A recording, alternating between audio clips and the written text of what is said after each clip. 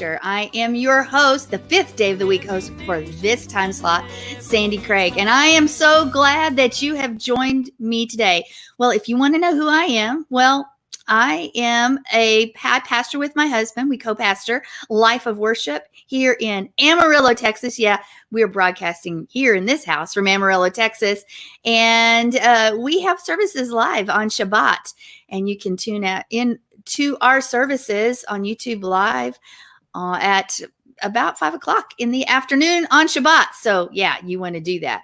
Also, we have a few other things we do. We have a Tuesday evening, 8 p.m. Central broadcast called Walking in Spirit and Truth right here on this network, as well as Monday morning War Room Prayers. And John hosts Let Us Reason Together on this time slot for the second day of the week time. Yeah, so there's a lot that we do and more. And there's a lot that the network does and more. You want to listen and catch up on that. And what is our main topic today? Well, we actually have two really good topics. In fact, so much that I need to talk less and get to the point. But we're going to talk about predestination. Is there really free will predestination? As well as, you need to stay tuned for this, the weaponization of our food supply. And we have a special guest host that's going to bring that forth. We want to hear all about it. So let's get down to business now so we can get to the good stuff, right? Yeah, right. Well, this is Thursday, November 7th, 2019, the 9th day of the 9th month of Sheshvan, Hebrew year 5780. And there are some things going on at Lamb Network. Yes, there are. As you notice, Stone Moss isn't here today, but he will be coming. So take heart. He's going to be here. We're going to schedule him in soon. But all of our shows are also broadcast right there on YouTube as well as Facebook. Yeah, live both places. Hallelujah for that, right? And you can also watch them live on the page. So be sure to check out the Meet the Show Host page and as well as the show information page because there's a lot there to know about. And you also need to understand that this is an interactive show. So if you can come into the chat room, we would love to hear what you have to say, hear your opinions, know what you know, and just let everybody else know too. And if you are watching from one of these sites, please like and subscribe. We want you to do that. Like it and subscribe. Share to your friends. Get up in front of your congregation and tell them all about it and share it with them. Let the whole world know. Isn't there a song like that? Let the whole world know. Anyway, there is, but you may not know it. So I do not do this show alone. And as I said, we want to get down to business quickly because there's some good stuff to discuss. Yeah, there are other people with me. And here with me today is Joe, the Hebrew, G.I. Joe, the lady ready for battle. And she is coming to us from Ohio, Toledo, Ohio. Hello, Joe. Toledo, yeah. Hello. It's good to see you. I was glad to. Sorry, I had to bug out quickly on the War Room this morning, but you saw what I had, my precious package that came to my door. That's a treasure. That's not just a precious package. That's Wasn't she? Treasure. Okay. If you don't know, my granddaughter, she doesn't normally come on Thursdays, but she came this morning and she saw herself on camera. She sang a song called With Amariah in the Family, Be Happy, Happy Home. And she kept singing it over and over before you guys tuned in. And then once you tuned in, she was just a chatterbox. She was. And what? I said she was, and she is. She is a chatterbox. And she has a new name for our leader, Mr. Mark David Smith, who is the founder of this network, who gets us going, who's the producer of this show. She calls him, what'd she call you? Shark? Shark. So your name's now Shark. Da-dum, da-dum, da-dum. She loved it that she joined right along. Now she will always know you as Shark. So you have a brand new name. Yeah, when my daughter Sarah was here in June, she brought our two grandsons, which we rarely ever get to be with, together. Thank God for FaceTime and, Marco Polo. She uses Marco Polo more than anything else, but we get to see our two grandsons every day, literally every day. We get to watch them grow up and all the different things that they do. But when they were here physically in June for a month, I got overloaded with all the new children songs. But my daughter was raised up by this old man here with all the old children's songs I grew up with. So she remembers them and she incorporates them with the boys, and it's not all new stuff, and which I highly recommend. Learn the old stuff. The good stuff from Sunday school was even good. You just keep it going. And I would hate that we would lose those things in our society, the things from times past, which were just the most excellent stuff, and taught the children about God. And he has the whole world in his hands, and the kids know, her kids know these things, so how many of the kids these days know that song? I don't. Mariah and I do. I may never. We walk around marching the infantry, riding the cavalry. Yeah. So we try to do them all. In fact, you probably don't even know. We'll sing "Only a Boy Named David," "Only a Little Sling." That's way back from when I was a little girl. I don't remember that one. Yeah, my mother was big on singing Bible songs all day. So when she was home, so needs to. Yeah, well, my mom messed them all up. I can see that. Y'all have met my mother now, so you understand. Yeah, it's not this little light of mine; it's this little light of mine. So yeah. Well, hey, thank you for mamas, and thank you for bringing it forward. Well, amen. I wanted to let you guys know before we jump into Mark's topic, which is a topic we're all going to discuss. I did not answer the question of the day last week that said there's a study that finds men with these will end up making better life decisions. Before I give away the answer, does anybody want to tell me what it is?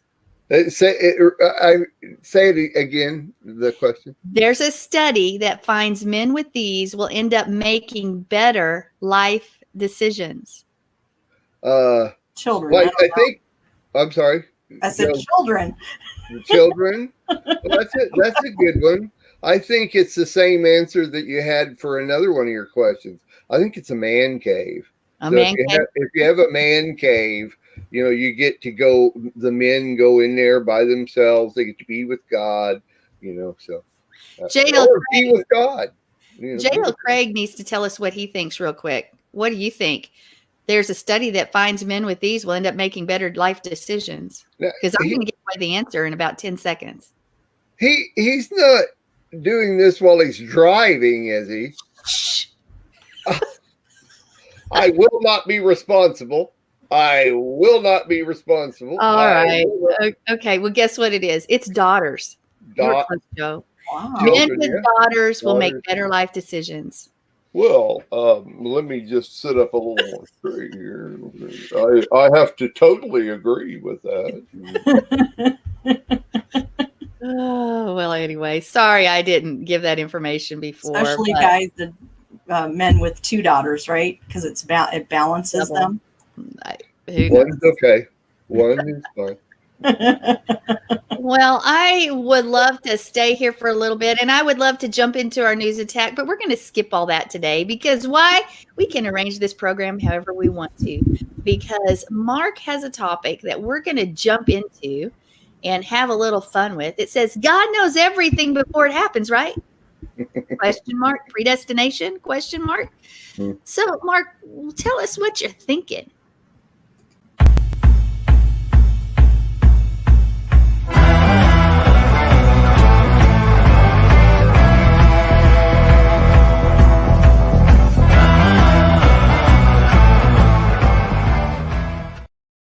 Man, if you don't, you got to have the music to get things going. Okay, I'm going to try to keep this as brief as possible, but there's a lot to this. And as most people know, and it is one of the reasons for creating the Lamb Network is because I see, and my perception of things are considerably different sometimes, a little different, and the same as others sometimes. I see things from a different perspective, I think, than a lot of others do. From way back on Lamb Radio and a lot of other shows we've done, I've kind of brought this subject up along with other ones that are a little controversial and people think, because I am very, very interested in other people's opinion on these things, and predestination, or the question of does God know everything that's going to happen in the world, the spinning world, and in our individual lives, 7 billion plus people? Does he already know those things that are going to happen from now until the time we go to be with the Lord? Does he plan everything that's going to happen in the spinning world and in our lives? Or does he have an idea from the beginning that if you choose these things in your life, this is what's going to happen to you individually? If the things that happen in politics and world leaders and people that are in authority of different countries, different regions, different cities around the world, if they make these decisions, then these things are going to happen. And not necessarily that he has pre-planned them. Now, that latter one is more along the lines of what I believe, and I think it's based on very, very, very early on in my early 20s, my pastor that I spent time with doing tent revivals and hellfire and damnation preaching. We discussed this at length a lot, and it stuck with me very heavily. So through the years and in my transition into the Messianic lifestyle, I've brought that with me, but yet at the same time, allowed circumstances and what other teachers bring forth in that area, which, by the way, this is a subject that is rarely ever talked about. I kind of looked, and there's a few out there, but in the Messianic lifestyle, this subject is rarely talked about. I'm real interested. But again, too, if you know me and how I teach and how I understand things, I also have this, what do I want to call it?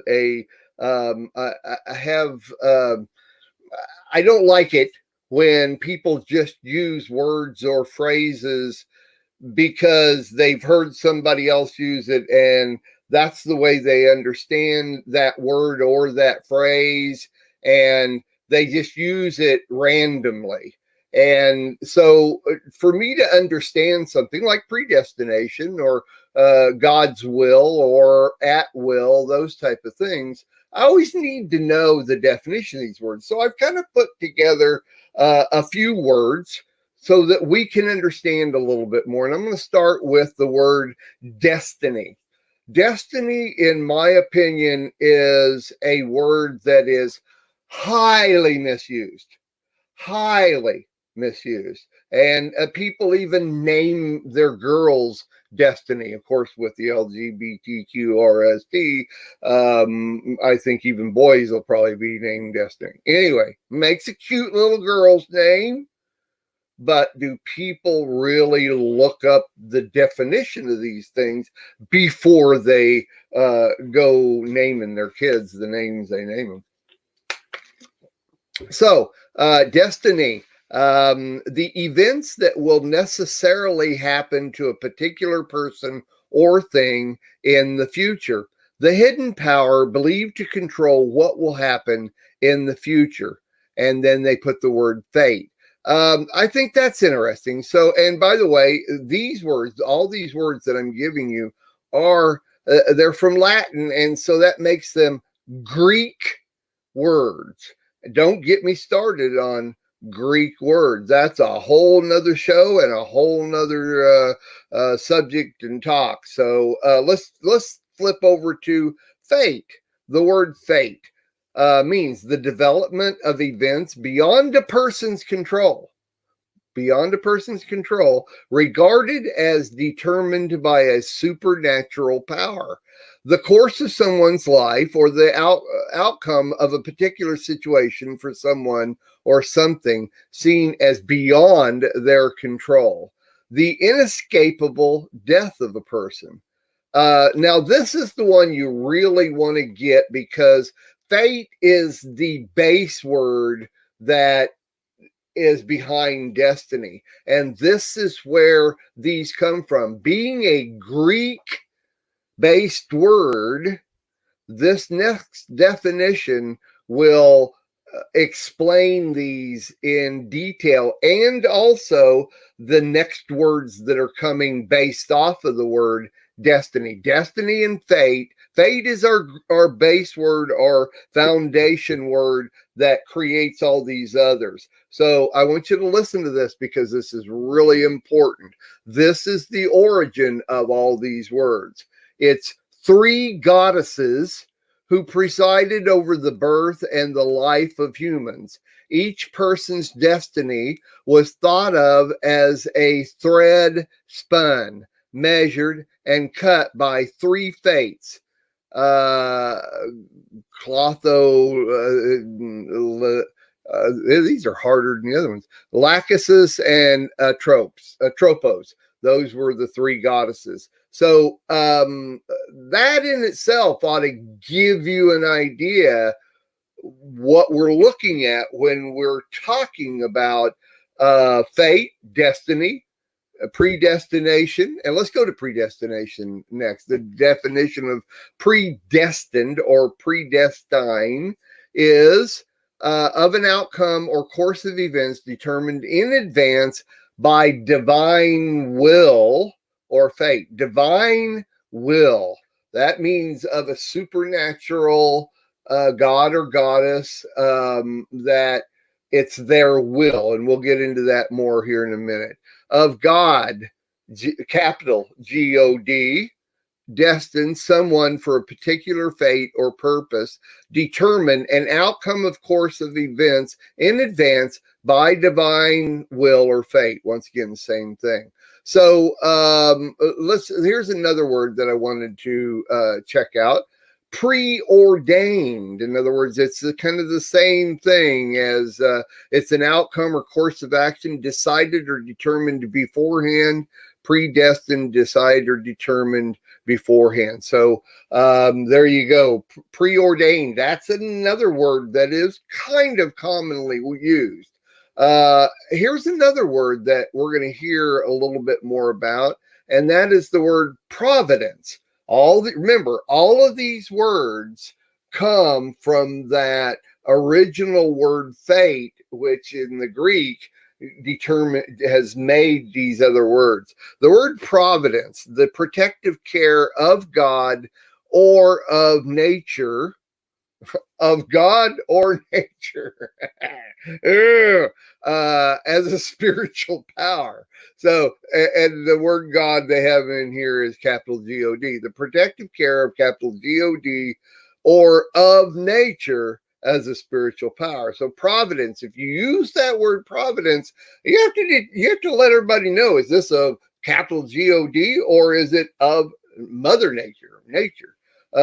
God or nature as providing protective or spiritual care, timely preparation for future eventualities. Here's another word that is used somewhat, but is wrongly used. It's paradox. It comes from the same base, fate, destiny, predestined, all those. Paradox, a seemingly absurd or self-contradictory statement or proposition that when investigated or explained may prove to be well-founded or true. A statement of proposition, logically unacceptable or self-contradictory.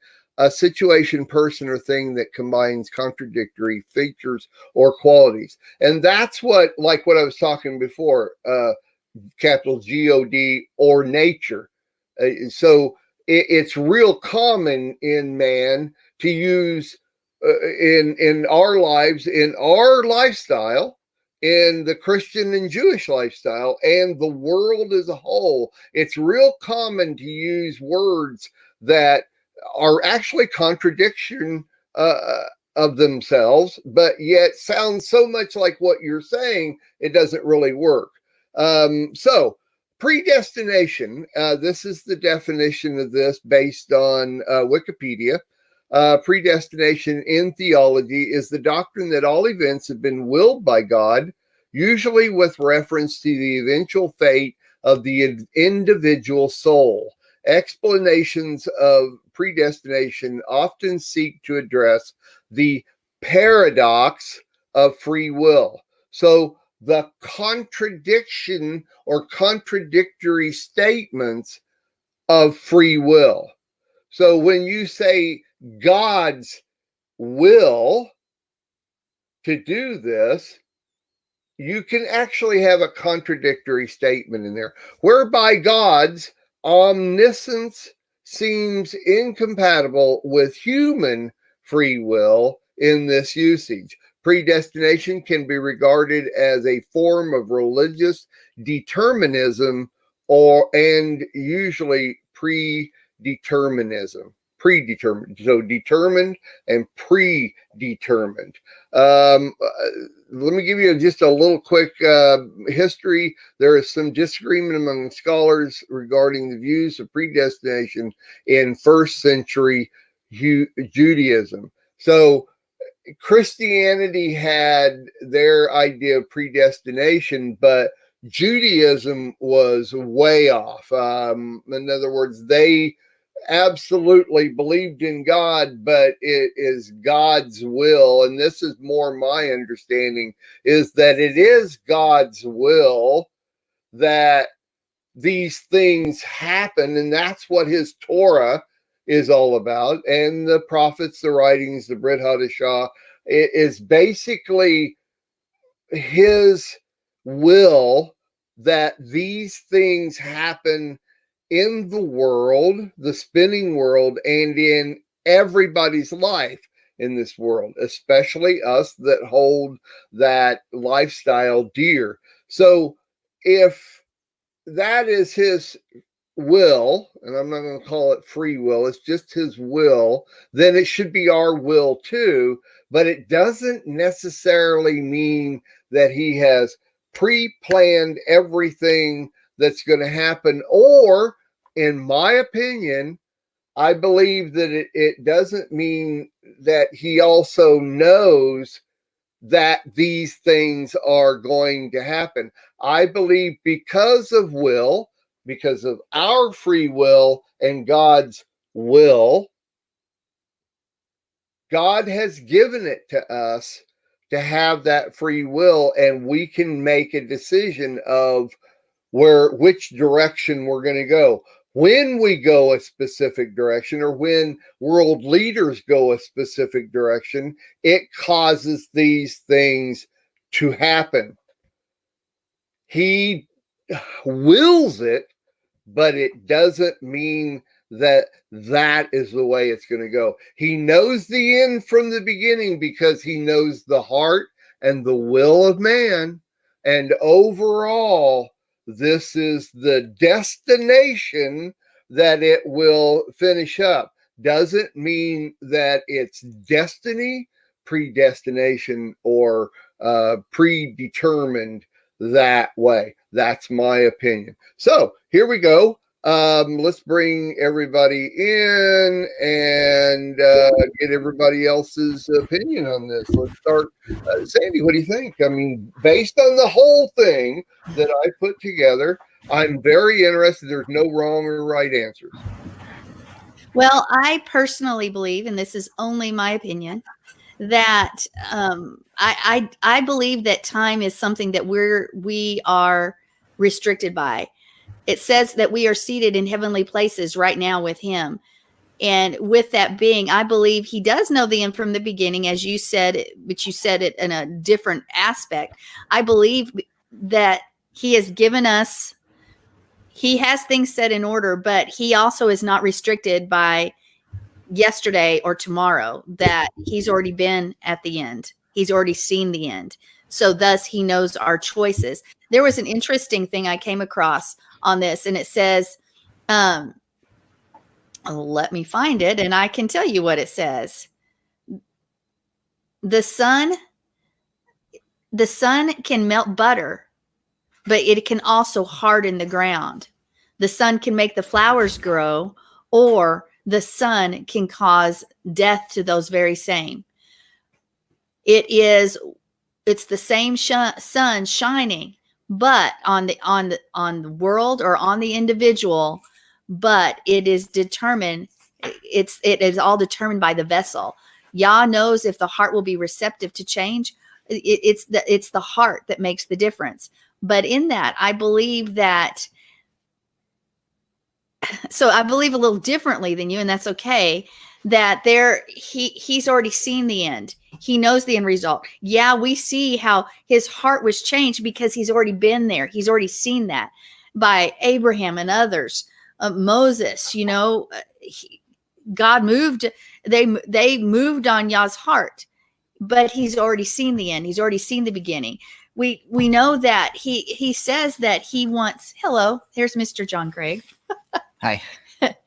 We know that the word says that he in Ezekiel 18 that he wants us to have life. He wants us to choose life. We see, but we also see, like in Matthew 22:14, for many are called, but few are chosen. And so you see these verses that seem contradictory, but in fact they're not.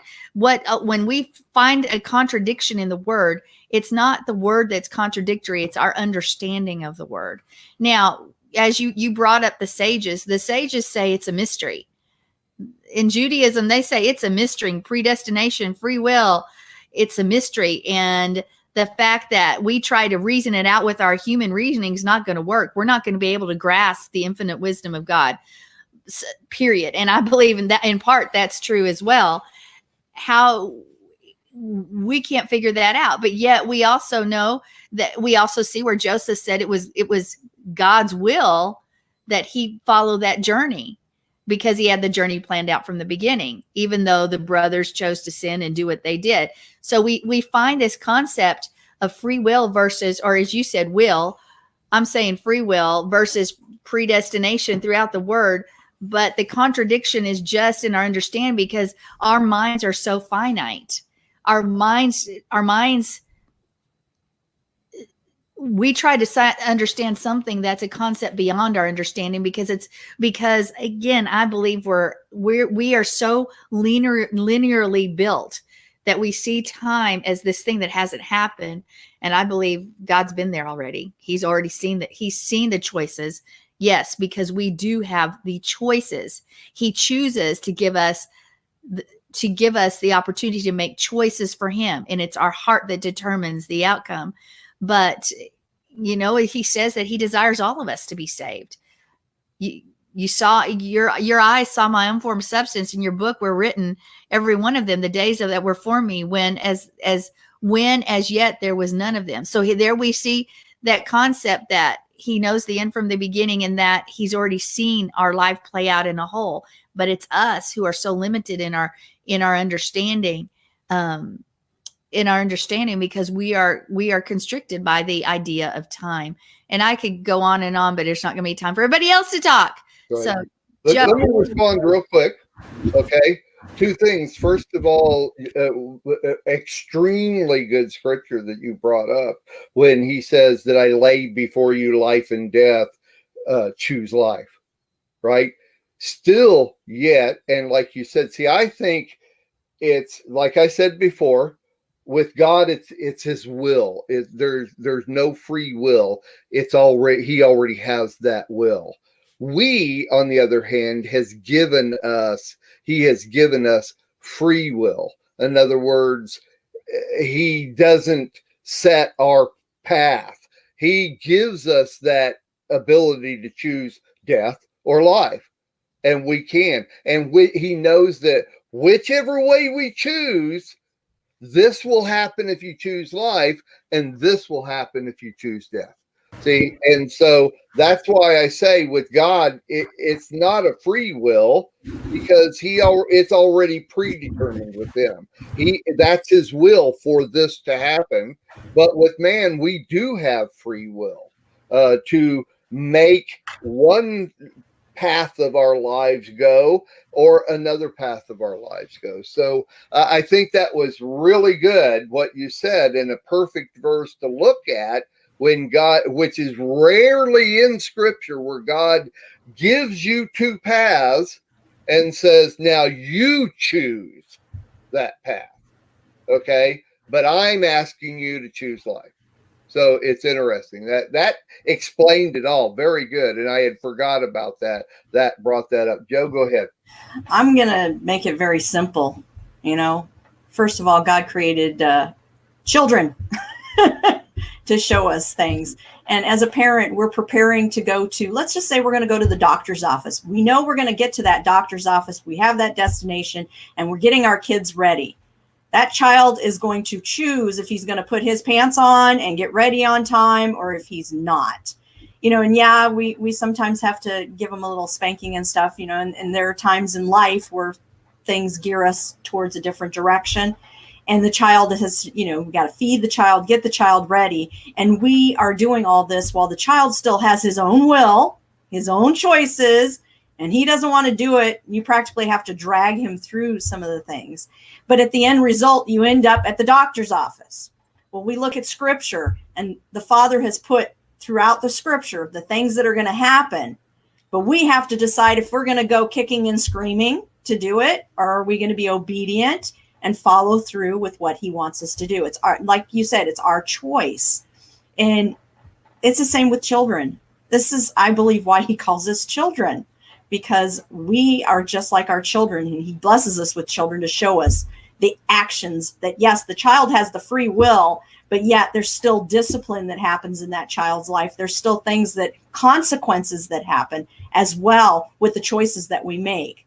And it kind of brings us sometimes back, because you look at, I'm trying to think, like Abraham, his life and the consequences of his life, different things that he chose, like Ishmael was born because he chose to go and do it his way instead of God's way. But God the Father let it happen anyway, because Abraham chose to do this aspect. So he ended up with Ishmael, and there were problems that happened. So we have to reap the rewards of our choices still. So this is just a simple, I'm very simple when it comes to things. I like things being simple. God created things to be simple anyway, and we complicate it. But I agree with Sandy, and I just thought I'd bring it in a simple manner.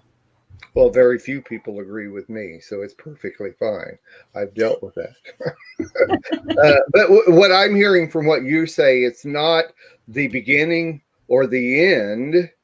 It's the in between. It's what we decide to do in between, because God has already knows what's going to happen at the end. Yeah, because he determined the beginning and he's determined the end. I see what you're saying. I disagree with the end result, but that's fine. That's me. John, I don't know how much you've heard of what I introduced, but do you want to give a quick Yeah, it's a very interesting subject, and boy, you can look at it so many different angles on this, and we can probably all say, hey, we're all right, but because of the angle we're looking at, here's something. When you look at what's happening in the world today, with the effect of quantum computing. With quantum computing, they can actually have multiple scenarios, multiple personalities, multiple events going on, and then boil it down to one individual and predetermine the outcome based on computing processes of what that person is going to do and how they're going to react, what they're going to live out in the course of that scenario.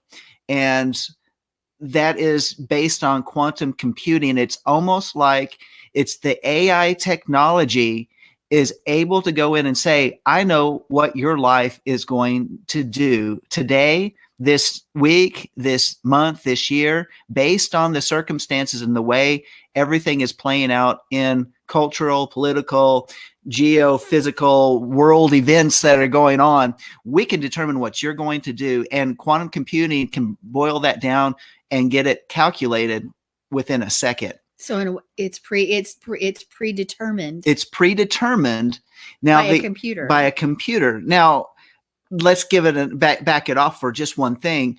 Can it change? Yes, because we've been given a free will, and that free will can say, "I'm going to change it up today and completely blow the algorithm."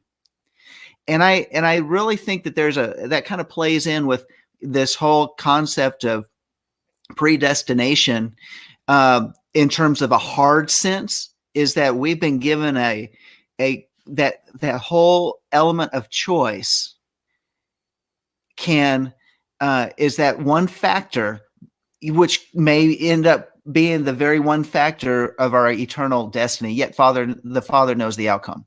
So there we go. That's a 2 cents on that. No, that's good. And see, that almost is where I'm at with it, except that I think only the very end of all of time and all of what God has in plan is what God knows.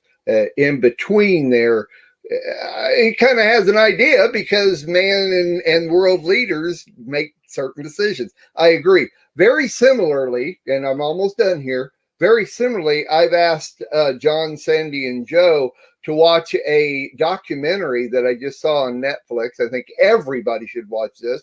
And it's about Cambridge Analytica, and what Facebook did is that Cambridge Analytica bought all personal data from Facebook and then used it to predetermine what people are going to do in an election or anything. And Facebook has even used it, that's against the law and they can't do it anymore, to give the ads. So when you come on Facebook or a web page and all of a sudden an ad pops up, say for instance, I'm looking for a car. I've been looking for a new car. And so now I'm not looking for a car. I'm doing something totally different, but I'm on a web page. All of a sudden an ad shows up for a car. See? And that is that technology. So it's kind of the same thing as what John's talking about there, when computers can predetermine or look at what you've done in the past and what you're wanting to do in the future. It's different with God to me because we have that free will and we can change it up. So that's my whole deal. And thank you, Sandy, for letting me share all that. Well, I think we'll have to revisit this sometime. It's a good topic. But time has gotten away from us. Thank you, Mark, for presenting it. It's something to think about and ponder. And guess what? You really heard pretty much the same view, but it little tweaks here and there. You put it on a shelf and you go study it out and you pray and you let that happen. But we're going to go to our news story because we have a guest here, Mr. John Craig, the pastor, co-pastors with me at Life of Worship. And I think this is the first time you've been on this show, The Next Chapter. I think it is the first time. It is. I appreciate the invitation. But there's no time for frivolities. We can't talk about that. No, because it's time to we've got a big news story today. Actually, it's a story that we wanted to present on Walking in Spirit and Truth, and we couldn't get it done. We tried, and there were so many technical issues, and it needs some time. So you guys, I will post a link in there for you to watch a video at your own time. But we're talking about the weaponization of our food supply. And you may say, what? Well, what a perfect way the government can use to control you, but to control the food supply that you have. Synthetic food is now popular, or becoming popular. In fact, synthetic food may be filling our shelves soon, and that's all that's there. Synthetic food made up of chemicals, et cetera, et cetera. We have losses because of natural disasters, as well as man-made issues with the chemtrails and things, spraying things in our crops, basically make them not grow. If you had a hard growing season this year, there's a reason for that. Production down 20%. Guess what? Prices are going way up, whether you've noticed it or not. And we're going to talk a little bit about the weaponization of our food supply, a lot of it actually, and some more specific information. So we're going to let Mr. John Craig take it away. All right. So I'm just going to get some stuff going here to get our brain juices flowing, so to speak. But I want to give you a couple quotes. Here's a quote from George Orwell. "We may find in the long run that tinned food or canned food is a deadlier weapon than the machine gun." And then another quote, Michelle Jerkovich said this: "If starvation is cheap and requires low levels of technology, why not always use it?" And here's something else. Well, so what's the point here is that food and its production, I'm going to read a couple different things. Food and its production has been a principal concern since the beginning of time. Governments monitor the food supply very carefully for the sake of national security. The fluctuation in the price of core goods can make life very hard for everyone. So give us our daily bread, because a hungry citizenry can bring a nation to ruin. Well, what have we been seeing, and what's been going on that's been in the United Nations documents? It's been in the scientific journals. It's been it wasn't published widely until the day after 9/11 of all different things. And here we are in the year 2019, where it's been talked about, discussed for a year. FEMA has planned for it. Homeland Security has planned for it. All these huge government agencies have been set up and figuring out what are they going to do when there's a serious crisis in the food. But it's beyond just coming up with a serious crisis in the food production, but it is a point in which the government is able to control food production to make it, or seizing food production to make it a crisis. Now let's take some things into account.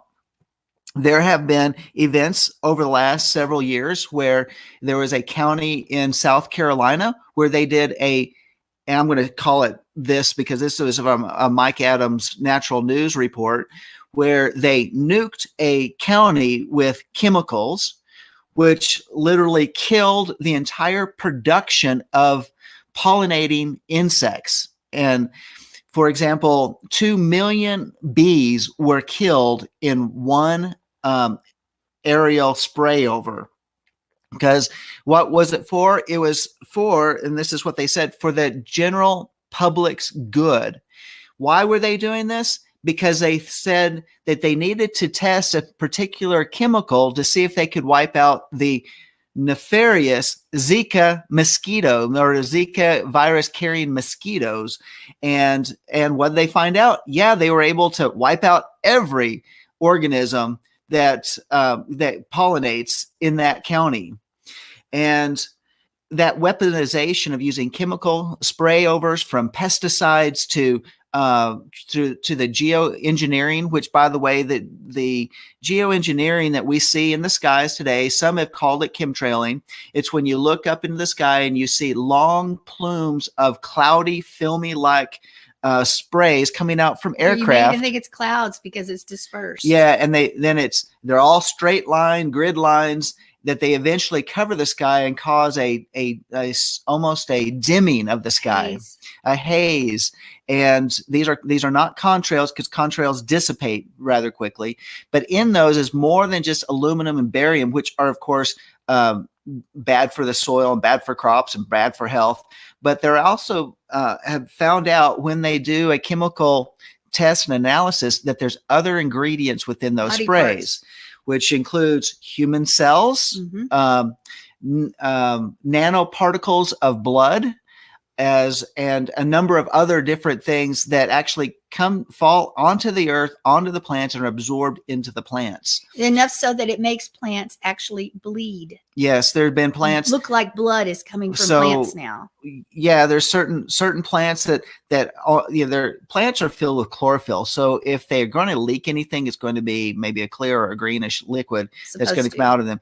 But they've actually had blood, and you test it, and it has nanoparticles of blood within it, and it's red. It's red. Human blood. There's things that's in those chemical spray overs, and that is causing an oxidation within the plants.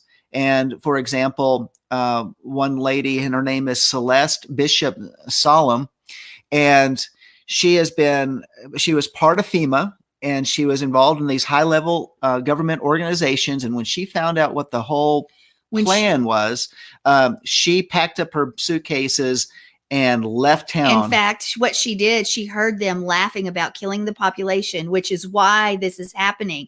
It's the global agenda to knock off the population, to control and seize the food supply, so that the only food that you get comes from the government, synthetic food, which will either kill you at the moment or kill you later down the line.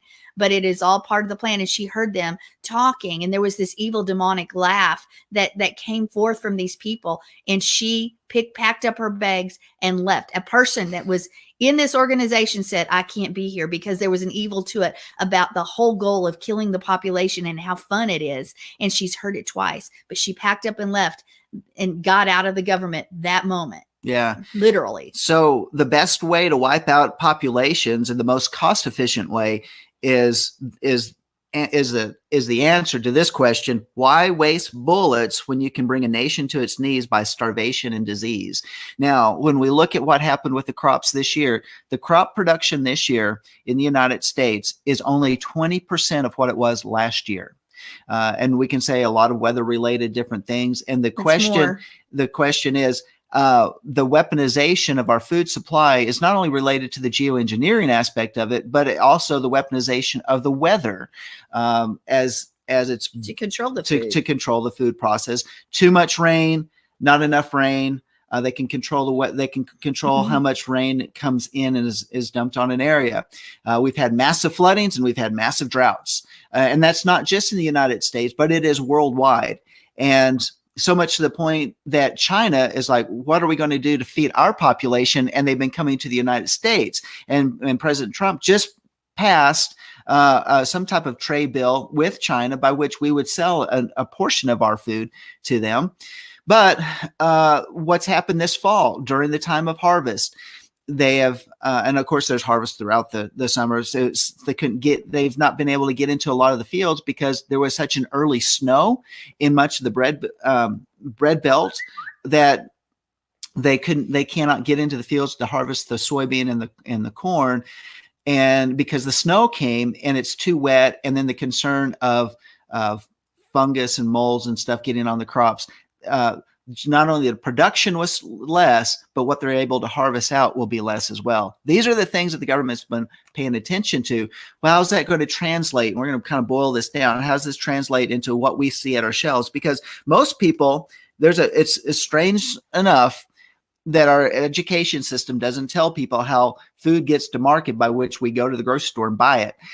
But most people, what we're going to be seeing in the near future is going into grocery stores. Even as soon as Thanksgiving, guys. That going to the shelves and saying, how come we don't have much food on the shelves? It's because the production's not there.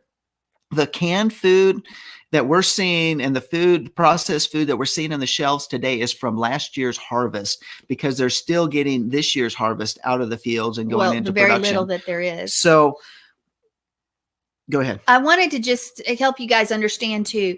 There is legislation that controls every part of food production. It controls everything from the transfer of food to the growing of food. Anyone who carries food, regulates grocery stores, anything like that. And you may think it doesn't impact the backyard farmers anymore. Well, that's not true. As of on October 31st, 2005, under the National Animal Identification System, there was a 3-prong approach. And ultimately, it said, if you had the potential, and I use the word potential, to earn $1,000 by growing food or selling food, potential. This includes if you're in an apartment, guys. Yeah, an apartment too. Then potential, not that you do, not that you're even in the business, but potentially you could do it. You are considered a farm. In other words, we've heard that the government uses us as a corporation and puts our name and has all these things. Well, this goes along with it. If you're a farm, you have to register. Well, if you have the potential now, you're assigned a unique identifier, which has the United States code first. And that means your assets and your property and your name second. So if the U.S. defaults, the U.S. is the first person on the title, you're the second. You pay the bills. And in the case if the U.S. goes bankrupt, they can seize your property because you could potentially sell it. Now, here's the next thing. If you have a garden, it's now legal to have a garden because it was illegal. But here's the deal. Your garden can only feed you.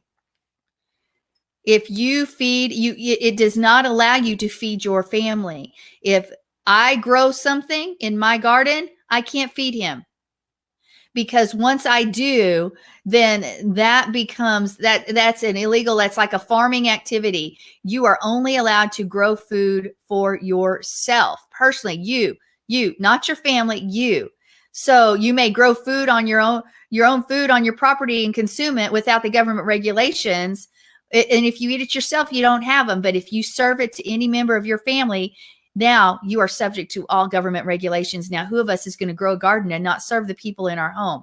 Well, because we serve the people in our home, we are now subject to government regulations because they want to control all the food and they want to get rid of the food, just like they push vaccines, because the vaccines are ultimately, there are things in there that are going to kill you. 9% effective this year is what the government says their vaccine is, but yet they're pushing for flu vaccine. For the flu vaccine. Only 9% It's the effective. same with the food. That's why they're moving to synthesize food, fake food like fake news, because that way they can add what they need to add and control you as a person. Are you going to be subject? Are you going to do that? It's been suggested by Celeste that you start growing food in your home during the winter. I don't know how that's going to work out, but I'm thinking I'm going to figure it out. Now, here's the next thing. You may say, well, I'll just go out into the wilderness and get my own food. Well, that's not going to work either, guys, because the government planted this thing in the wilderness areas called chronic wasting disease. And it is a real thing. And it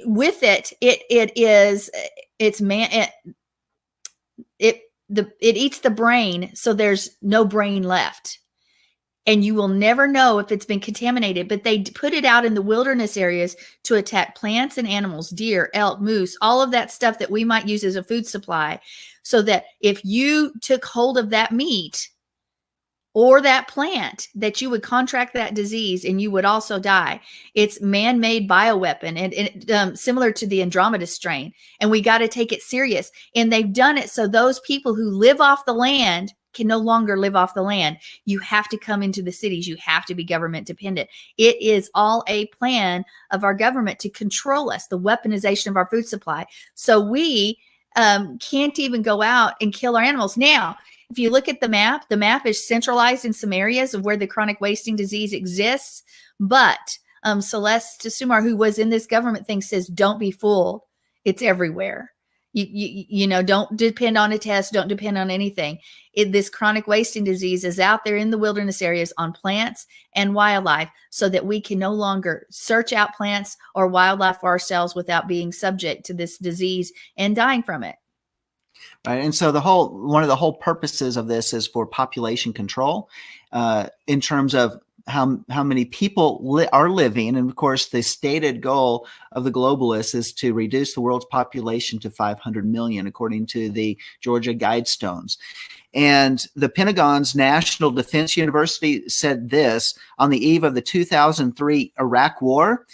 They issued a paper declaring agribiz is to the United States what oil is to the Middle East.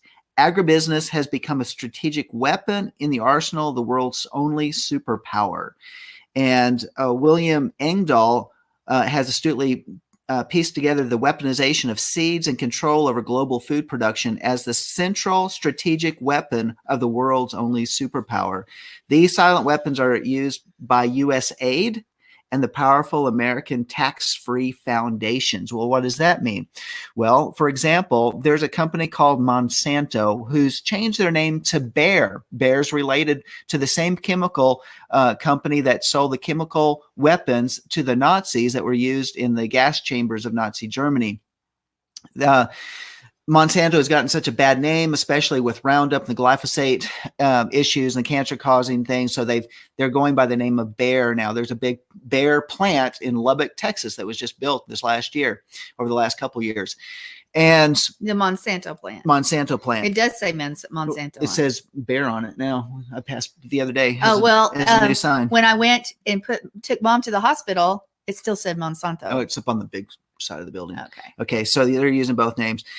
They're the ones that also came up with the Agent Orange, the defoliant back in the Vietnam War.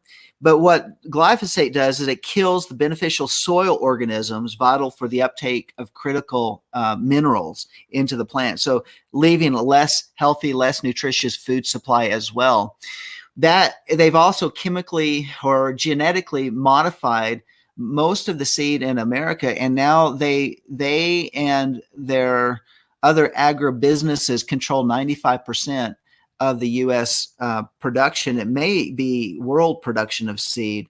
Let me see, nearly 95% of genetic engineering research is paid for and controlled by Monsanto and other multinational seed corporations who manipulate scientific research to hide the dangers of genetically altered plants and animals.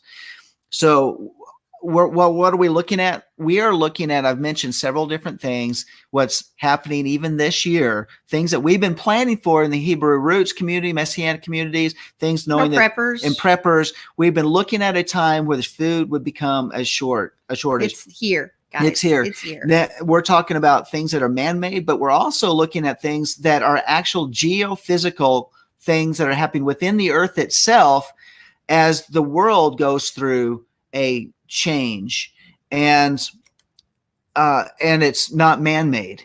It is things that are being affected by the sun, the grand solar minimum, with things as well as radiation coming not only from the sun, but also the radiation coming from the other side of the earth, as well as the effect of these coronal mass ejections that are hitting the earth, that are really hurting the electromagnetic field around the earth. These type of things are all affecting the planet. They're causing planetary changes, and it's creating like the perfect storm where our food supplies are at risk more than any other time in our history. I want to talk about the grand solar minimum here in just a moment, but I want you to understand that this October 1st, the Food Safety Dashboard rolled out, and it is under the Food Safety Modernization Act of SMA to assure in a new era of smart food. Smart food is a code for synthetic food, not from nature, not from God. It's synthetic. And so that's the food you're going to be looking at, the only food that will be available. But here is something else, this grand solar minimum. What we've been experiencing, it's been happening more and more lately, and it will last for days. But not only can it play havoc on crops and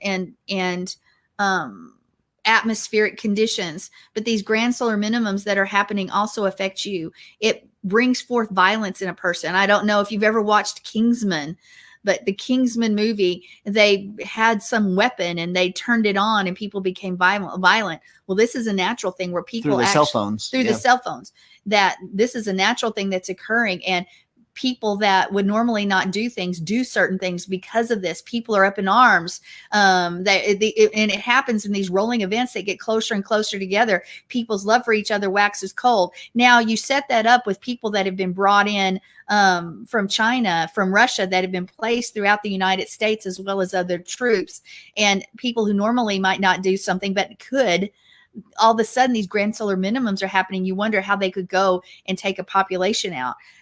Well, this could easily explain how that would happen, or that how we would take one another out, because of the violence that's happening, in part because of these grand solar minimums, not to mention the other things that the governments are playing with to control people, and the way they act, even through our 5G, through other things, correct? Yeah. So the grand solar minimum is a cycle of the sun that we are entering into, like what was here in the United States 200 years ago. For example, you see the paintings of George Washington crossing the Delaware, and there's chunks of ice in the river. Well, we have not seen that in our generation. We haven't seen the Delaware, many rivers in the United States frozen over. Maybe there was some back in the 70s. There was a solar minimum during the 70s when they were talking about global cooling. But now we're actually seeing an early onset of winter in the United States, as well as our spring was a lot longer. So we're seeing that, and these are the effects of the sun going on. It has nothing to do with any man-made. But it plays in with the man-made stuff too. Now here, we're going to let you guys comment here, but I want you guys to understand that things that you need to do right now is you need to have some food and water, and you need to possibly prepare for a hard winter, especially if you're in the north. I'll let you finish what you're saying, and then we're going to let Mark and Joe jump in. Right. So the things to be aware of is that now there are remedies. There's remedies to these things. And you can go back and you can research and you can look up weaponization of our food supply. And there's a great report from the Hagman report where they actually went into details on these things. There are remedies in regards to what type of foods we can grow in our homes during the wintertime. I got to figure that out. Sprouts are great. There's all sorts of different type of sprouts that provide natural nutrients that we really need in our bodies. There are different herbal supplements. There are different vitamins and minerals that we can supplement ourselves with. There are also things that are natural remedies that can actually fight some of these chemicals that they've put into our foods that affect our bodies, so that we can have bolster our immune system against them and purge our bodies and cleanse our bodies from these. So those are things that we need to research as well. And do not fear, because we are Yah's, but we also need to be wise in what we do. And we need to prepare, just as Noah, just as Joseph. So we're going to let you guys jump in. There's a lot more we could say, but there's no time to say it. So we would love to say more on it, because we didn't even cover even close to what we had. But you guys, why don't you come on in and let us know what you think? Joe. I wanted to add that book that she spoke about. It's called Electromagnetic Radiation Provision for the Coming Nuclear and Solar Crisis. And this is by Celeste Bishop Solomon. And this is foods that'll help you get through these things. You know what I find interesting as well is my daughter works in a pharmacy. She's pharmaceutical tech, and she's noticed something really interesting. More and more people are coming to the pharmacy to get medication, and more people are becoming violent. In fact, she had an issue last Saturday where a man threatened her life because of not getting the meds. And with the food and the medication, because remember, she was talking about how there's medication and chemicals in the food. It's causing chaos in the brain. Right. And it was just amazing. I just was like, I wasn't surprised, but to hear that really threw me for a loop. And then, what I've noticed is we talked about it earlier in the show. It's circular. Everything is repeating itself. Children, like you said earlier, John, are not being taught history. They're not being taught during the 1935, 34, I think is when Hitler started to come into power, and he started taking control, and he took control of the food and everything, and everybody had to have papers. And your papers had to say what nationality you are or what bloodline you were, like if you were a Jew or if you were a Greek or a Catholic or a Christian or a Baptist or a Methodist, whatever you were, it was on your paperwork. And that is starting to come forth as well. And I was talking to Sandi earlier today. We were talking before the War Room Prayers. Our local Walmart here in Ohio, Toledo, Ohio, Holland. Well, it's in Holland, Ohio. It's just right outside of Toledo. We've walked in there, and my husband and I looked at each other and said, we've noticed that the produce section has shrunk, immensely shrunk, that there's a lot of things you can't find anymore. The other thing that I've noticed, I used to do retail years ago, selling things, is the shelves still look like they're stocked, but if you really look closely, there's a big gap from the front of the shelf to the back of the shelf. I saw that yesterday. I was at the grocery store, and at first glance, it looks like it's full, but there's nothing behind those first couple rows of cans.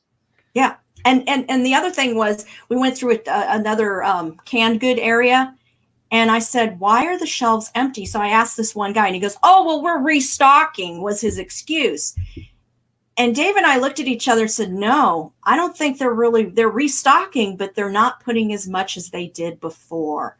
And if you notice, the cans are getting smaller and smaller and smaller. People don't realize that. They're too busy picking up that can, throwing it in their grocery cart, and keep going. And, I found it interesting that the egg price, I don't know if you guys noticed it in Texas, but here the egg prices have really dropped. But when you take that egg from the store, mind you, I decided to buy, instead of my regular eggs, I decided to buy the eggs from the store just to check them out. When you pick them up, they almost break instantly. I mean, the shelf is getting so weak. And so they're doing something to that. And we talked about bees. They not only did are they killing the bees, but they've also been infecting the bees with a type of bee disease, because we have a honey guy here. I get my fresh honey from him, and he says his queen bees are dying off quicker and quicker, to where his prices of honey has to go up higher and higher, because there is a disease that's being passed on. Somehow the bees are bringing it into the hive, and the hive is starting to die off from this disease, and the queen is getting it, and she's laying these eggs where the babies are becoming deformed. So we have this, and you need the bee. The bee is the pollinator of the plant, to where, like an apple tree, the blossom opens.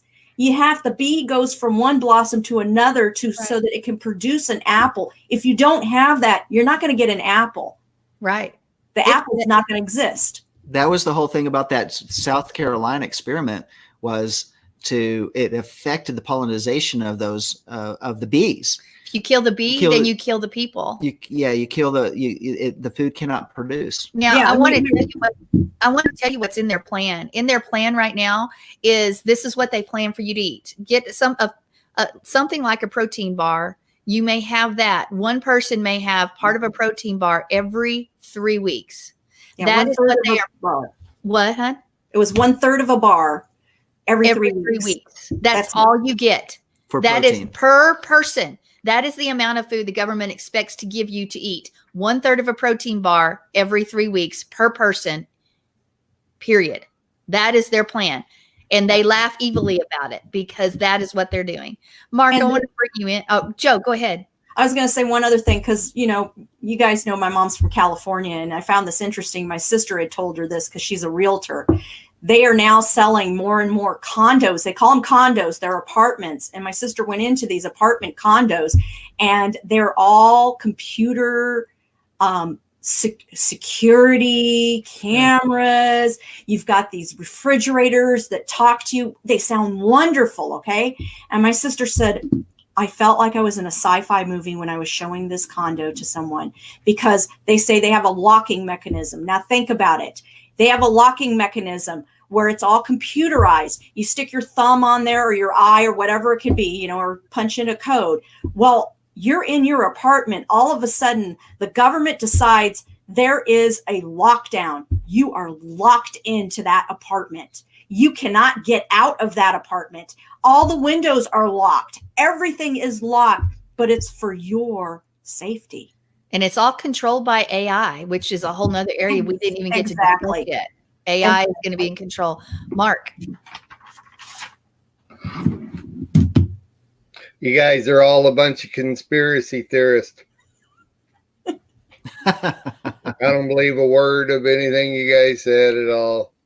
Everything's fine here. We're good, you know. You know, I don't know what's going on. I don't see it. Seriously, I was in Walmart yesterday. The produce is overstocked.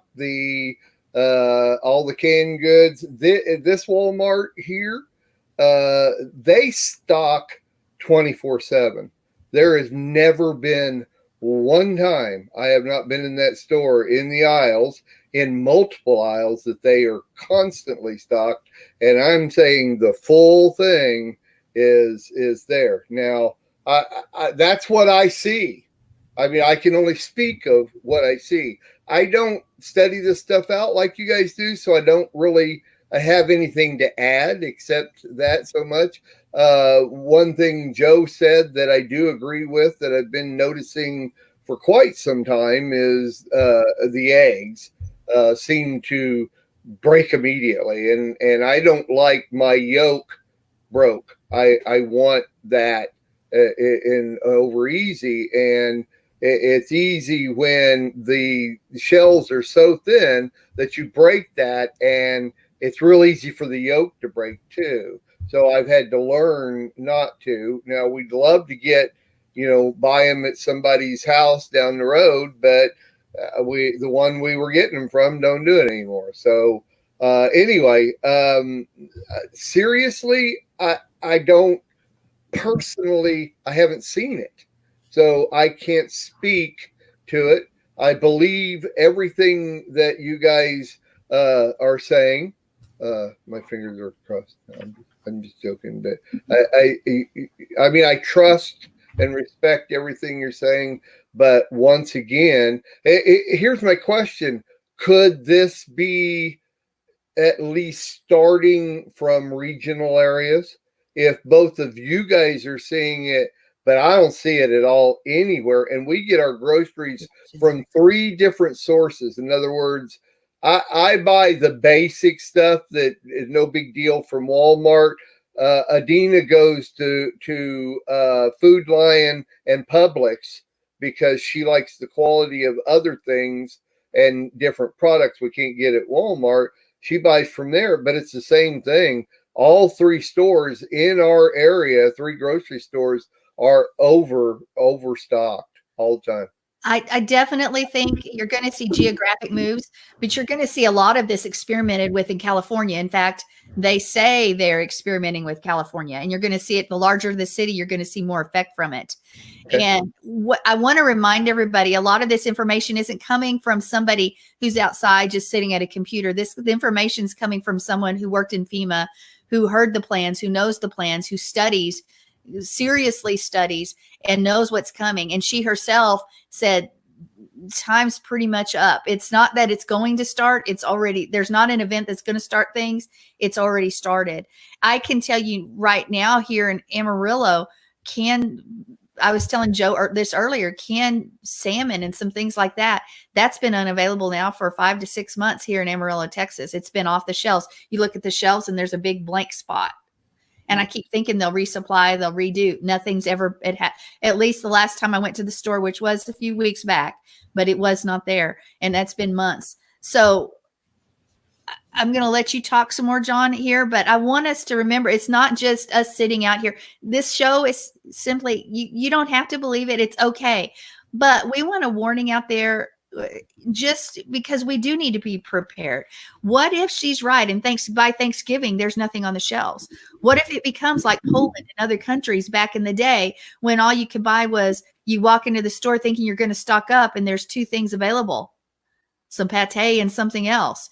You know, are we prepared for those times to come? Are we prepared? You need to ask yourself. I understand what you're saying for Thanksgiving, but isn't it great that Christmas presents aren't food?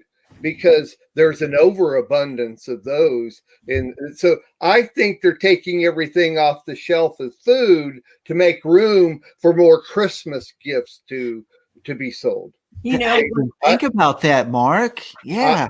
Hey, you know, you got to have different perspectives on these We things. can eat the cardboard, right? So I want everybody to consider this. This is according to the FEMA statistics, is that only 3% of the people that are listening to this broadcast or that are studying this out will actually do something about their own food supplies.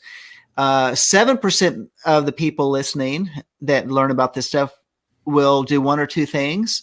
And 90%, and this is the government's own statistics, 90% will do nothing, even if it means their death. They're going to sit there and say, well, it's God's will, or it's God's going to take care of me. I don't have to worry about that. But you know, in Acts, they had, I believe it was 14 years of prophetic words saying a famine was coming and to prepare and stock up and store. And in that course of 14 years, the believers did store up. And when the famine hit, the believers in Jerusalem had stores in order to supply food, not only for them, but for their neighbors.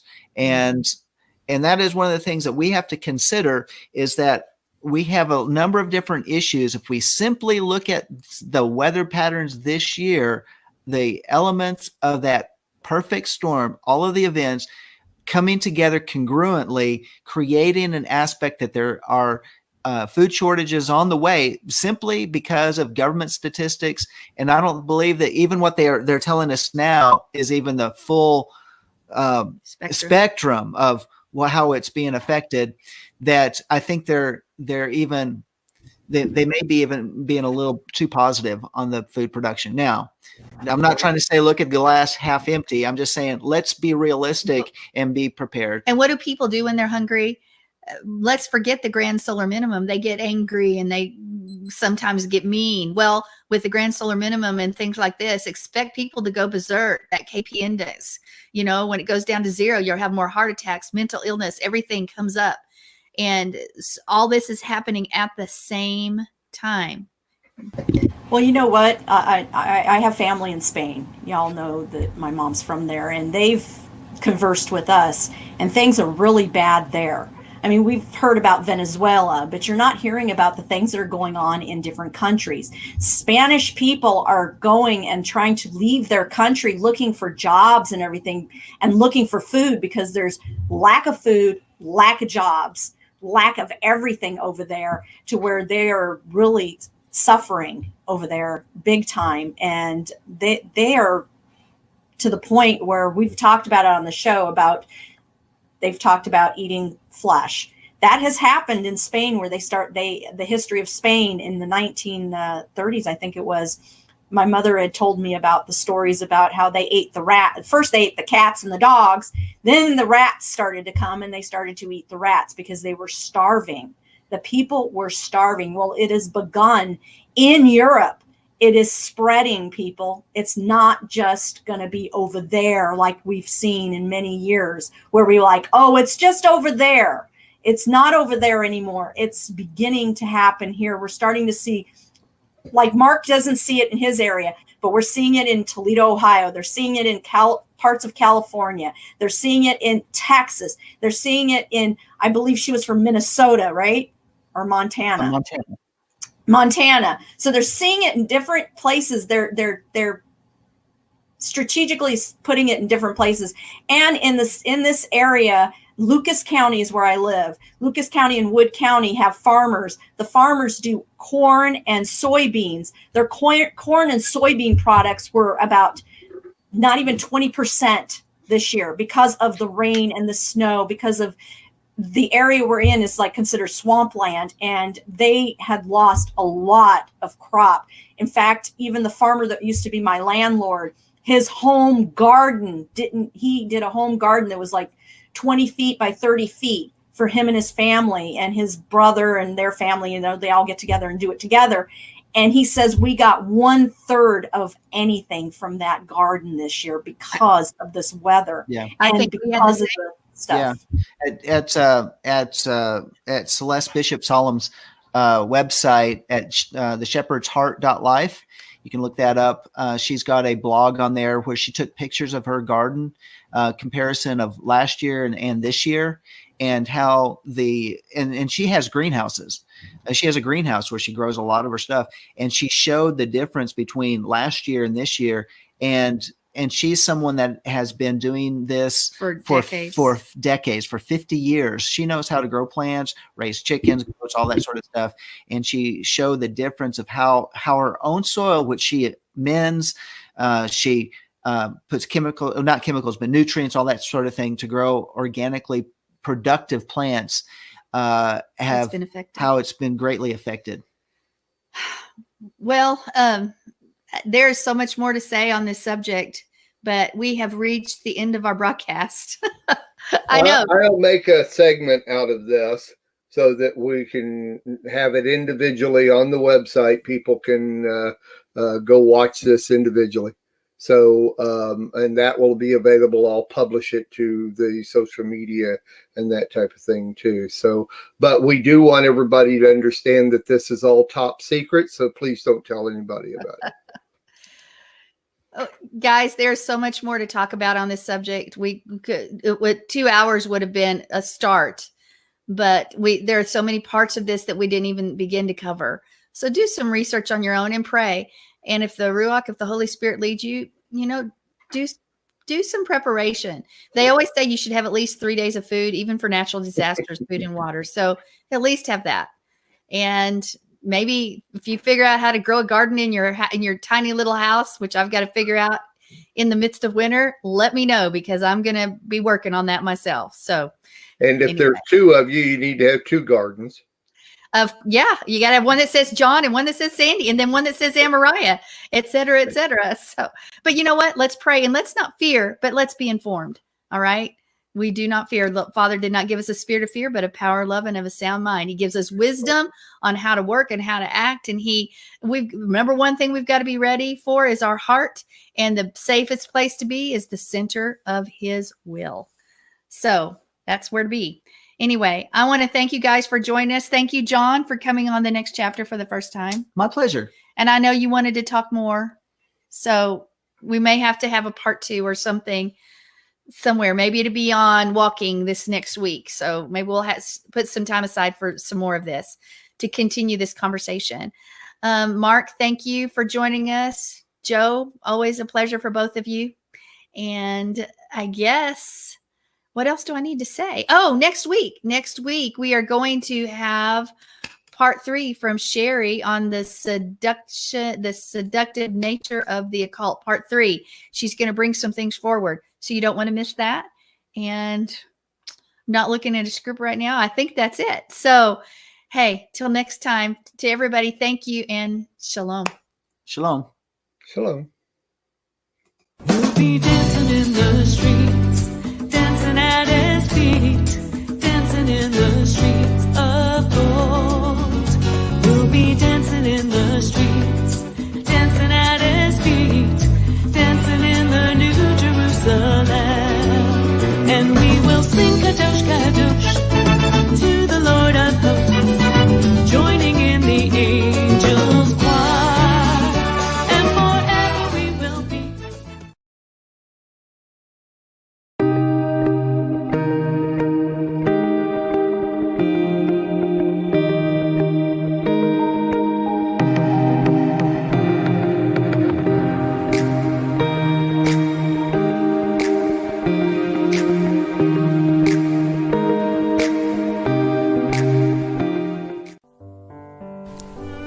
Thank you for your generous donations to Messianic Lamb Radio. You will be blessed, as promised in Proverbs 22, verse 9. These donations enable listeners from around the world to hear words of hope in teachings and in songs. Toda Rabbah. And then there's China. Few places in the world are seeing the explosion of God's power like the underground church in China is experiencing. And in the last 60 years, China's communist government has done its best to wipe Christianity off the map. What you are about to see is some of the rarest footage on the planet.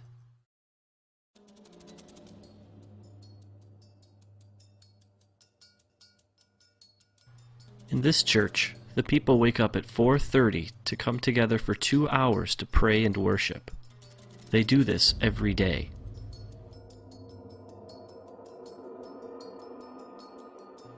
This church meets in the only place they're safe, a cave.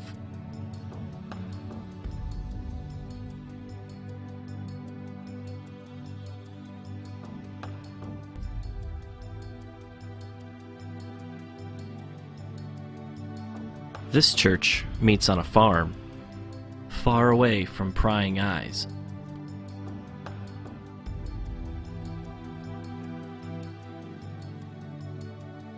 Here's an example of an underground church outreach. The people sitting are Christians. The people who are standing are not. This particular preacher was once crippled, but was healed when someone prayed for her. She now preaches the good news of Jesus to anyone who will listen. In this particular meeting, over 1,000 people became Christians.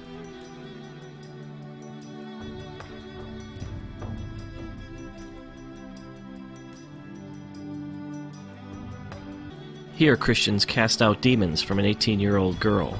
She's now a preacher. In Shanghai alone, there are over 3,000 house churches, just like this one. One thing Dennis pointed out to me was that most of the underground churches in China are actually led by young people. These kids have all come out of the communist system, and they want nothing to do with it. They only want to spread the love of Jesus to everybody they meet. This is a music school. Well, that's the cover anyway. It's really a training school for students who want to be pastors. The government thinks they're simply learning to play instruments.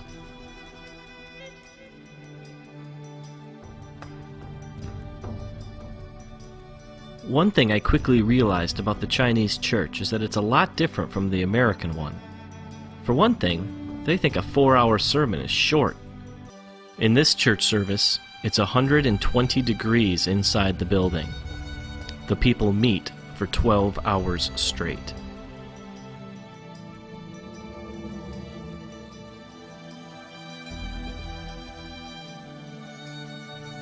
Dennis told me one story about a time he went to a very remote village in China to preach. He was led into a large room where the people were packed so closely together that he had his back to the wall and could reach out and touch the row in front of him. Everyone stood. There was no room to sit. He asked how long he should preach for, and they told him from 8:30 to 7 at night. Then they asked him if it wasn't too much trouble, could you come back tomorrow and preach from 8:30 to 7 again? And then, very sheepishly, they asked again, if you'd be so kind, could you come back the day after that and preach from 8:30 to 7? He asked how often he should take breaks, and they told him not to stop. The people will wait. Then he asked them what he should preach on. Everything, they replied, from Genesis to Revelation. And then it dawned on him, these people had no Bibles.